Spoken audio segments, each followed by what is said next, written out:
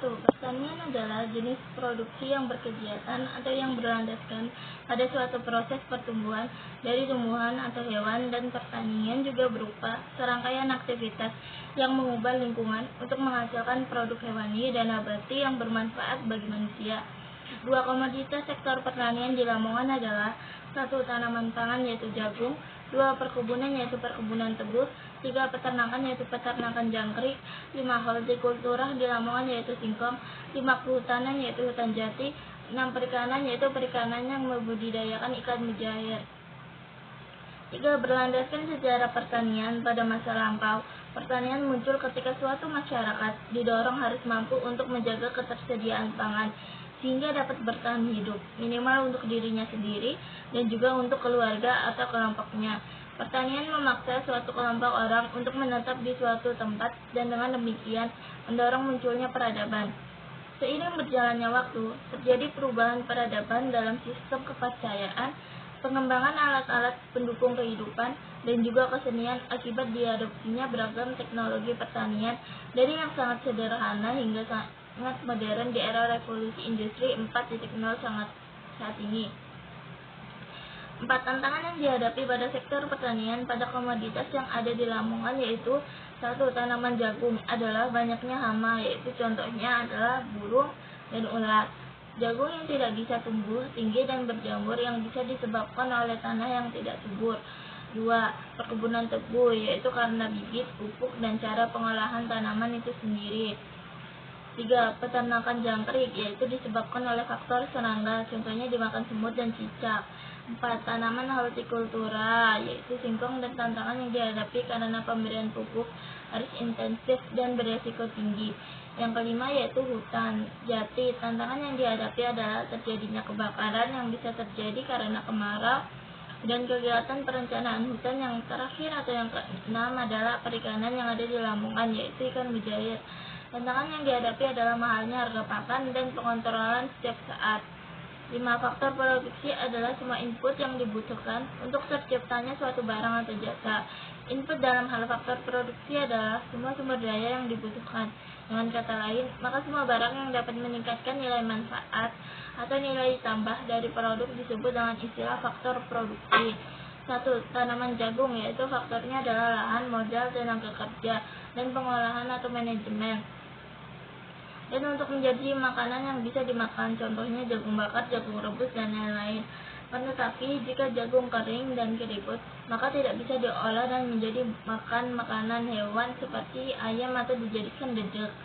2. Faktor produksi perkebunan tebu, yaitu yakni modal, tenaga kerja, teknologi, dan pengaruh luas lahan terhadap produksi tebu yang nantinya akan dijadikan gula. 3. Faktor produksi peternakan jangkrik adalah ukuran kandang bahan makanan untuk jangkrik agar jangkrik tetap bisa bertahan hidup untuk dibuat atau dapat dikonsumsi buat pakan burung. 4. Faktor produksi singkong adalah luas lahan, tenaga kerja, pupuk, dan bibit. Sedangkan produksi singkong sebagai variabel independen. 5. Faktor produksi hutan jati adalah lahan hutan yang mulai mengecil, banyaknya penambangan liar, dan fungsi pohon jati sendiri adalah untuk dijadikan sebagai meja, kursi, atau bahan bangunan untuk membuat rumah, dan lain-lain. 6. Faktor produksi ikan mujair adalah kualitas bibit ikan, kualitas pangan, temperatur udara, durasi budidaya, penyakit, dan lain sebagainya. 6. Pasca panen adalah tahapan penanganan hasil tanaman pertanian segera setelah pemanenan. Dan saluran pemasaran adalah serangkaian organisasi yang saling tergantung dan terlibat dalam proses untuk menjadikan barang atau jasa setiap untuk digunakan dan dikonsumsi secara umum. Jadi saluran pemasaran terdiri dari komunikasi, distribusi, dan pelayanan. 1. Proses pasca panen jagung jika secara manual dengan cara petik jagung jika sudah kering atau bisa dipanen. Pisahkan jagung dari batangnya, lalu disimpan kemudian dijual ke pasar ataupun pabrik untuk diolah kembali. Dan cara kedua adalah dengan biarkan jagung kering di batang, kemudian nantinya akan digiling atau dikombi jika jagung yang ditanam di lahan yang luas, lalu dijual ke pabrik atau pasar. Adapun jenis pola saluran pemasaran jagung terdapat 2 jenis, yaitu Satu, pola pemasaran mulai dari petani ke pedagang pengumpul, lalu kemudian ke pedagang, pengecer, dan terakhir ke konsumen akhir. Dan jenis pola pemasaran kedua adalah dari petani ke pedagang pengumpul, kemudian ke pengusaha industri, dan yang terakhir ke konsumen akhir. 2. Proses pasca panen tebu. Pemanenan dapat dilakukan baik secara manual dengan tangan ataupun dengan mesin. Pemotongan tebu secara manual yaitu tebu dipotong di bagian atas permukaan tanah, dedaunan hijau di bagian atas dihilangkan, dan batang-batang tersebut diikat menjadi satu. Sedangkan dengan mesin yaitu mampu mendorong tebu menjadi potongan pendek. Mesin-mesin hanya dapat digunakan ketika kondisi lahan memungkinkan dengan topografis yang relatif datar. Proses pemasaran tebu yaitu petani ke pedagang pengumpul, kemudian ke grosir, ke pengecer, selanjutnya ke konsumen. 3. Proses pasca panen. Kegiatan ini adalah membersihkan kotak. 3. Proses pasca panen. Kegiatan pasca panen jangkrik ini adalah membersihkan kotak-kotak penangkaran guna menyiapkan penangkaran jangkrik periode berikutnya. Peternakan jangkrik harus membersihkan kotak-kotak penangkaran dari berbagai macam kotoran. Semprotkan cairan antiseptik pada seluruh permukaan dalam dan luar kotak penangkaran untuk membunuh bibit penyakit yang mungkin bercokol di sana dan berpotensi menimbulkan bahaya bagi calon anakan jangkrik berikutnya yang akan diternakan.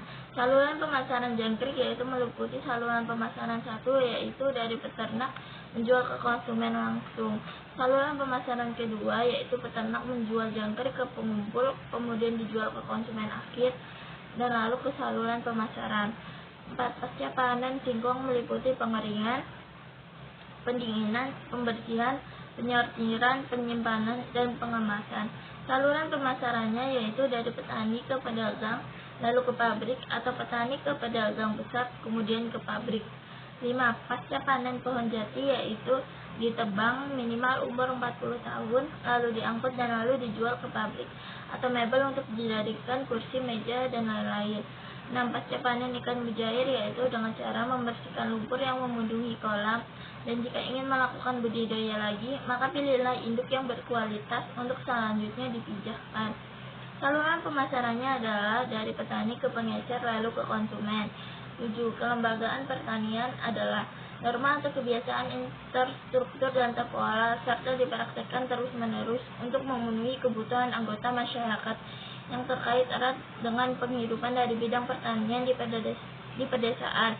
Pembentukan kelembagaan berupa koperasi petani dan atau bentuk organisasi badan hukum lainnya berfungsi mengatasi ketergantungan petani terhadap penyediaan pupuk, akses modal termasuk simpan pinjam, obat-obatan, peralatan, teknologi pertanian, dan pelayanan lainnya diperlukan sikap mental petani itu sendiri. 8. Membuka peluang besar dan meningkatkan produktivitas pertanian.